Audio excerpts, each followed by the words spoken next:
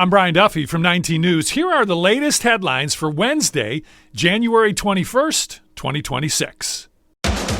First with breaking news. First with new information. 19 News starts now with a first alert for severe weather. And we begin with your first alert for the snow moving in tonight. It is a 19 first alert weather day. And get ready, it's going to hit hard.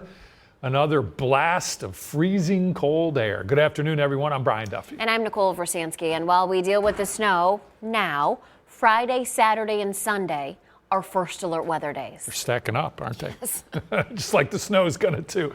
All right, 19 first alert meteorologist Samantha Roberts tracking all of this in what is a very active weather week. I mean, there's something going on every single day, and on many of these days, it will have significant impacts on you, which is why we issue first alert weather days. And we got one today because we got more snow on the way this evening. Friday for the frigid cold, and the weekend, the combination of extreme cold and then maybe even some snow late in the weekend. Right now, it is not as bad as it's been. In fact, if you've been out today, you might have said, doesn't feel quite as brutal as it did just a few days ago. 36 in Cleveland, pretty standard for this time of the year. Feels like 27, feels like 19 in Akron just because of that wind. And we do have some light snow out over the lake. If this is reaching the ground, you could be seeing some light flurries along the Lorain County lakeshore. We're not seeing anything really of significance right now, but I do think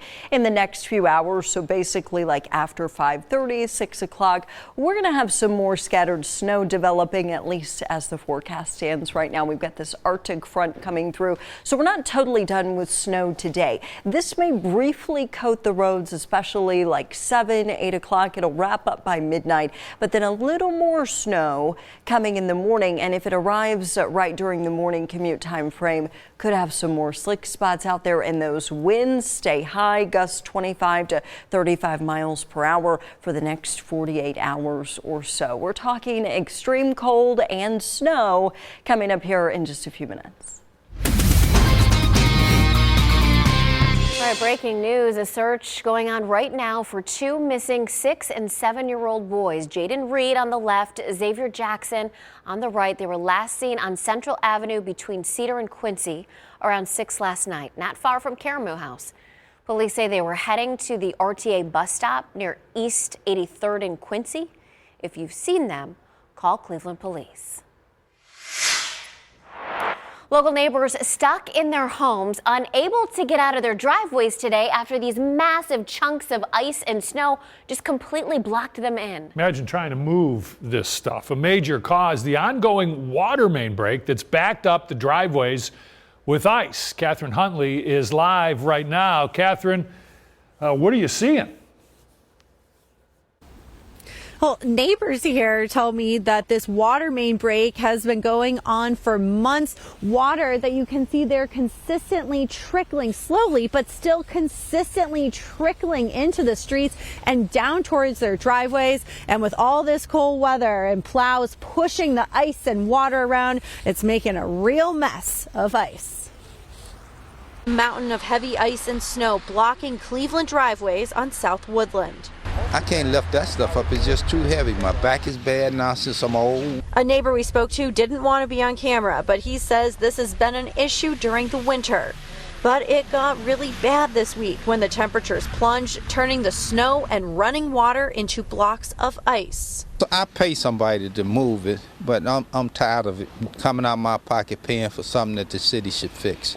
I reached out to the city, and shortly after, we saw a member of the water department drive by to look at the issue. A water main break, the neighbor says, has been ongoing since the summertime. My frustration with the city is the city water department should fix that. I wouldn't mind if it was just regular snow, but when you got ice blocks down there. Late this afternoon, a plow truck with the Cleveland Streets Department came by to help the two neighbors out. His plow even had a very tough time trying to clear the ice and get traction on the ground.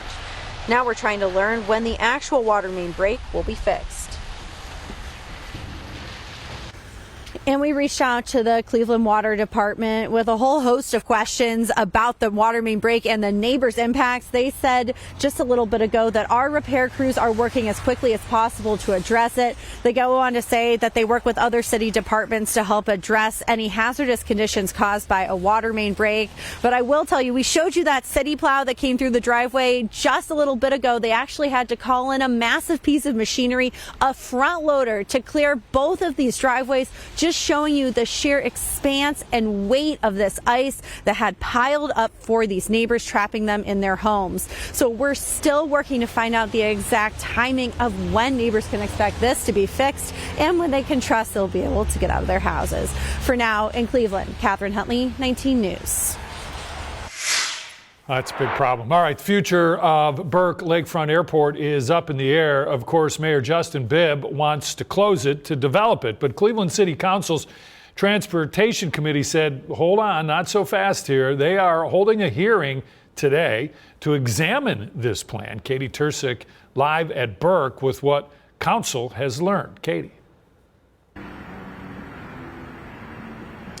Well, Brian, this was the first of 4 hearings, and Charles Slife, councilman for Cleveland City Council, he had some serious questions to ask, some tough ones about the mayor's plan to close the airport, which all included, can Cleveland even afford to close it? What would replace it? And can the city handle the massive infrastructure costs? And today's hearing, well, it revealed some major complications. Mayor Justin Bibb wants to close Burke Lakefront Airport by 2029. The Browns moved to Brook Park, clearing the path for his vision to redevelop the 450-acre lakefront. County Executive Chris Ronayne supports the plan, but City Council is scrutinizing the details. What we are trying to suss out of these hearings is a number of things.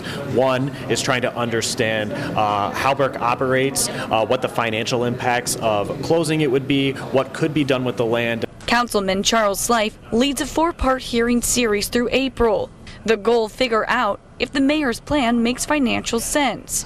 Burke mainly serves private flights now, but the city values some operations, like medical transport helicopters. There are some uses at Burke, including medical transport, that we know are valuable, and we want to be able to maintain, or at least look at the options to maintain downtown, especially if it doesn't constrain the site. Closing Burke could put Cleveland's air show at risk. City leaders say they're working to keep it somehow. The Browns owners support closing Burke. That's tied to the team's relocation to Brook Park. My North Star throughout all of this is I want to make sure that whatever is being proposed is something that is going to be hopefully not just neutral, but revenue generating for the rest of the city of Cleveland. Council learned Brook sits entirely on fill land. The state owns everything under the topsoil. That complicates financing any replacement project. Slife says the city must also figure out massive infrastructure costs, like pumping sewage upslope and upgrading electrical capacity. If we do want to continue to compete with large cities like Chicago, if we want to draw new residents, as well as give our current residents access, if we want to draw new businesses and new companies, I think Burke is a critical piece of that. People want to live and want to spend time near waterfronts. The Port of Cleveland attended today's meeting. Representatives expressed support for closing the airport. The next hearing is in February, and council will focus on budget implications. In Cleveland, Katie Tursick, 19 News. This is a 19 First Alert breaking traffic alert. If you're about to be heading west on 90 on the west side, you're going to be seeing some seriously slow speeds on your speedometer. Easy for me to say. First, you're taking a look at 90 and Hillier Road, right in the heart of that stretch of slowdowns that spans for 2.5 miles, and that's around the Rocky River area. Drivers who are already here are seeing speeds as slow as just 11 miles per hour. First, starting where 90 is just west of Warren Road, passing Hilliard, and then towards Worcester Road. So if you're about to be heading this way, about an extra 5 to 10 minutes will be added on to your drive. As for the rest of Northeast Ohio, though, there's a couple other crashes. I just want to bring you to Medina, where there's still this one that's causing the most slowdowns. It's on Medina Road, eastbound right around Victor Drive. Drivers still moving around 30 miles per hour. All right, some breaking news on the future of Greenland. President Trump late this afternoon has canceled plans for significant tariffs on European nations who did not fall in line with his plans on U.S. control of Greenland. That's right. This comes as the president said he had also come to an agreement with NATO leaders on a deal that would ensure U.S. security in the Arctic. The president still wants Greenland to be under U.S. control, but will not force the issue through tariffs. So late this afternoon, breaking news coming after the president this morning also made it clear that he would not take Greenland by force. Ivan Rodriguez has some of these latest developments. In his clearest statement yet, President Donald Trump ruled out using the military to acquire control of Greenland. I don't have to use force. I don't want to use force. I won't use force. In a wide-ranging speech that lasted more than an hour, Trump took aim at Switzerland, the host country for the World Economic Forum. He warned Canada to be grateful to the U.S. and questioned NATO's commitment to defend the U.S. The United States is treated very unfairly by NATO. I want to tell you that. And when you think about it, nobody can dispute it. We give so much and we get so little in return. Trump also slammed Denmark as ungrateful for refusing to relinquish control of Greenland, contending that the nation owed the U.S. for defending it during World War II. Repeatedly, the president also named Iceland when it appeared he meant to refer to Greenland. After the war, we gave Greenland back to Denmark. How stupid were we to do that? But we did it. But we gave it back. But how ungrateful are they now? I'm helping Europe, I'm helping NATO, and I've until the last few days when I told them about Iceland, they loved me. They called me daddy, right, last time? California Governor Gavin Newsom was in the audience and called the president's speech, quote, remarkably insignificant. He was never going to invade Greenland. It was never real. So that was always a fade. And so he says, well, we should negotiate. Well, everybody here has been willing to negotiate for a year. So it had fire and fury signifying absolutely nothing. I'm Ivan Rodriguez reporting.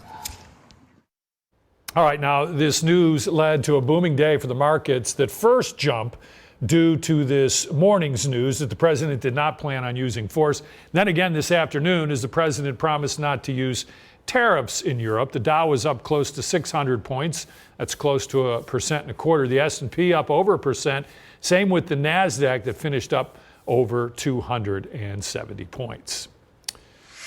19 First and 4 just getting started. Did you know thousands of kids in Ohio need glasses, but they never even get the eye exam they need? Yeah, that is about to change, though, right in school classrooms. And it's all free. Plus. Yeah, it's an incredible program. It'll be the first in the country to get state-funded glasses for the kids who need them. I'll show you all the details and which counties it's going to start in coming up. Ohio Governor Mike DeWine was in Cleveland today to celebrate the launch of the Ohio See program. Yes, Ohio is becoming the first state in the country to start a program to pay for eye exams and glasses for students who need them. 19 Data journalist Dan Duros is here to walk us through why this program is so important and how it's going to work. I mean, let's be honest, if a kid can't read it because they can't see, I don't even know if they use chalkboards anymore. They might use big boards. I think that's what they use. But if they can't see it, they get frustrated and they can't learn. And some of the statistics are amazing behind this. The money that was approved by the legislature makes Ohio the first in the country that will start a program like this to use taxpayer money to get this help for students. They're calling it the Ohio See program, Student Eye Exam, SEE. Here's what happens. They're going to start this in the 15 high-need counties. They hope to expand this to all 88. In our area, that means Cuyahoga, Lorain, and Erie counties. Now, what's supposed to happen and does happen, every school does that screening. When they identify a kid who might have a vision issue, 80% of those kids never get that complete eye exam or get the care they need. So what they're going to do is they're partnering up with eye exam companies, with eyeglass companies that will come to the school. They will get a comprehensive eye exam right there at the school. Sometimes it's a van that pulls up to the school. Then 3 to 4 weeks later, they get glasses. This is going to help kids from K through 3, 14,000 glasses this year. Take a listen. Reading is the key to success in school. It's obviously also the key to success in life. And we frankly have to do a better job. All of us have to do a better job in making sure every Ohio child can read. And that's really what our goal is. According to Dr. Bruce Vanderhoff, who was also in Cleveland today, when a child gets glasses and they're no longer frustrated and they're able to learn, it's like receiving 2 to 4 months worth of extra education every year. That's why this is so important. This is why the governor has put so much time pushing the legislature to get funding for this program. Now your 19 First Alert forecast. Certified most accurate since 2004. Another dose of cold air coming our way for the weekend. Colder than cold. We're calling it frigid because the wind chill could be well below zero for a big portion of the weekend. It all kind of starts Friday. Here's our wind chill tracker. Temperatures are actually going to be dropping during the day, so we'll start the day around 15 degrees. I know this doesn't sound great. And then by the afternoon, we're in the single digits, but it's going to be windy, so it'll feel like it's around 14 below in spots by 11 o'clock in the morning. And then Friday afternoon, evening wind chills as low as 15 to 20 below again. We just did this a few days ago. Some of us may even be a little bit colder than that. I think the likelihood of that is better west of I-71. Saturday, not as windy, but wind chills still kind of right below zero for the bulk of the day. I know this is not ideal. And then Sunday morning, frigid wind chills still right around or just below zero into the afternoon. We do warm up just like a little bit. We'll get above zero at least for our wind chills. Today, obviously, much better in terms of how it feels outside. It's still very cold, but most of us got above freezing today. It's windy, so it feels like 27 on your exposed skin in Cleveland, but at least it's not feeling like it's below zero right now. We do have a little snow offshore. Watching this very closely over the next couple of hours as we get into commute time frame, because we could see some snow moving through. I don't think we're totally done with snow today just yet. I think our odds are a little better after 6 o'clock. So for this evening, essentially like 6 to midnight, we're going to have some scattered snow out there. Cloudy, cold, windy, 20s tonight and 20s tomorrow. Mostly cloudy tomorrow. Little chance in the morning for a little snow. By late morning, that should move out, and then we'll probably see a little sun. That would be what, the third day in a row where we're at least seeing some sun for some part of the day. It does make a difference this time of the year. Then we get into this Friday to Sunday time period, and it's just exceptionally cold every day. 2 below is the air temperature Saturday morning, so we got to drip our faucets, and there's a risk on Sunday that we could have widespread snow out there. We'll cover that a little bit more coming up at 4:30. Now your top 4 at 4. Water use restrictions in Sandusky, Erie County have been lifted. Crews spent yesterday breaking ice around the intake pipes at the water treatment plant. There is no issue with water quality. So we reached out to Cleveland Water to see if they could potentially have a problem. They told us that their intakes were built at the bottom of the Central Basin in deep water, and the intake tunnels are large in diameter, so water moves in slow and not pulled strongly from the surface ice. A water main break in Shaker Heights on South Woodland at Van Aken. This is on top of an earlier water main break on Parkland Drive. That one created icy, dangerous road conditions near South Woodland and Lee Road. Police actually closed Parkland Drive at Lee and Ashford. Fernway was closed between Dorchester and Glen Cairn roads, so avoid these areas if possible. Yeah, causing a lot of problems there, as you saw in Catherine's story earlier. A rock salt shortage in Cleveland. The city says a delivery is delayed. An order was placed in August, but a portion still hasn't been delivered. The city says any salt will be prioritized for main roads, hills, dangerous intersections, and any areas near hospitals and schools. Residential streets will be plowed, but you may not get that salt you need. All right, a hearing today for Canton police officers Bo Schoenige and Camden Birch, both charged with reckless homicide. Both sides have agreed to continue the trial. No new dates have been scheduled, though. This is about Frank Tyson. He crashed his car, ran into a nearby AmVets club. Tyson struggled, said he couldn't breathe while officers had their knee on his back as they were handcuffing him. Now, the coroner ruled his death a homicide, but noted cocaine, alcohol, heart, and lung problems as contributing factors. Well, South Carolina is dealing with a serious measles outbreak. So health officials are now reporting 646 cases in that state, more than 400 of them coming since the start of the year.